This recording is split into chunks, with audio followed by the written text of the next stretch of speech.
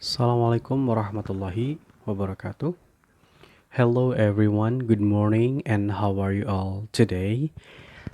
Of course, I always hope you that you will always be good and then always motivated, especially to study English. Okay, welcome back to my videos, and then in this video I'm gonna explain to you about advertisement. Jadi di video pembelajaran kali ini kita akan membahas tentang advertisement atau iklan ya. Oke, tanpa berlama-lama kita langsung ke pembahasan. Let's go. Advertisement. Advertisement is commercial notification that has aimed to encourage or pursue general society to buy or to use the item or the product, service offered, or even in the advertisement. Jadi kalau diterjemahkan, iklan itu kayak sebuah pemberitahuan gitu yang mempunyai tujuan untuk mengajak orang-orang membeli suatu barang atau produk, bisa juga jasa ataupun event kegiatan untuk mengikuti kegiatan ya. Jadi tergantung apa yang diiklankan dalam iklan tersebut, bisa itu produk, jasa, atau event kegiatan ya. Okay. Advertisement usually put in mass media such as printed and electronic mass media. Okay. Jadi biasanya advertisement itu atau iklan itu disajikan dalam bentuk cetak ataupun elektronik ya. Kalau dalam bentuk cetak itu bisa kita lihat di majalah atau koran. Bisa juga poster dan lain sebagainya. Dan untuk elektronik itu kayak di TV gitu kan, atau internet, bisa juga radio gitu ya. Seperti itu untuk definisi dari iklan. Okay. Function atau fungsi. The function of advertisement is to give the information about product, service, or event. Tentu saja untuk memberikan informasi mengenai produk, service, atau kegiatan ya. Intinya iklan itu memberikan informasi tentang hal yang diiklankan. Seperti itu, bisa berupa produk, jasa, ataupun kegiatan. Tujuannya tentu saja untuk mengajak orang-orang, untuk merayu juga bisa. Intinya sih untuk mengajak ya, atau promosi tentang produk yang ditawarkan atau service atau layanan yang ditawarkan. Bisa juga kegiatan yang akan diadakan. Jadi itu fungsi yang kedua. Yang satu memberikan informasi, yang kedua mengajak. Yang ketiga to give the impression. Nah, salah satu fungsi dari iklan ini adalah untuk memberikan impresi atau kesan ya.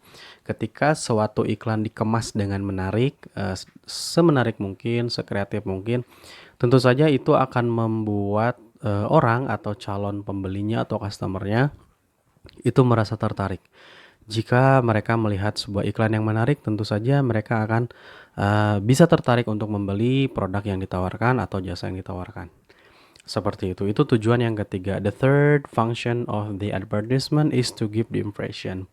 Untuk memberikan kesan ya. Kalau iklannya menarik, pasti orang-orang akan tertarik. If the advertisement is interesting, the people will be interested. Okay, the last is communication tool. Jadi iklan juga bisa jadi sarana antara penjual dan pembeli. Dalam iklan itu biasanya ditawarkan disampaikan detail dari suatu produk sehingga pembeli pun bisa mengetahui informasi dari produk tersebut atau dari iklan tersebut. Jadi adanya informasi yang disampaikan dari si seller atau penjual kepada buyer. Itu fungsi dari iklan, yaitu communication tool ya. Jadi si pembeli itu bisa mengetahui detail produk tanpa harus menghubungi si seller. Oke. Next. Generic structure. Struktur dari iklan itu ini tergantung ya. Kalau yang dibahas in this video, we are going to discuss about the printed advertisement, iklan yang dicetak ya. Berbeda dengan iklan yang disampaikan misalkan dalam televisi atau uh, video atau apapun gitu ya, radio dan lain sebagainya, itu tentunya berbeda. Beda media yang digunakan, tentu saja beda penyampaian iklannya ya. Yang akan dibahas di sini adalah iklan yang disampaikan dalam media cetak. Oke, yang pertama ada title atau judul. Biasanya the title is usually big and easy to read. Besar ya, judul iklannya tuh harus besar biar orang-orang, so the people will know what we are going to advertise, apa yang akan kita iklankan gitu ya. Jadi orang-orang tuh tahu apa yang diiklankan. Oke, the title big and easy to read, jadi hurufnya besar dan mudah dibaca. And creative, agar orang-orang tertarik membeli atau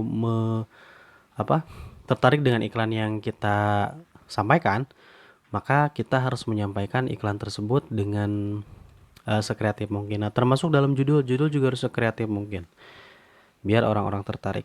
Okay, next ada explanation. Explanation itu penjelasan ya, details of product, service, or events.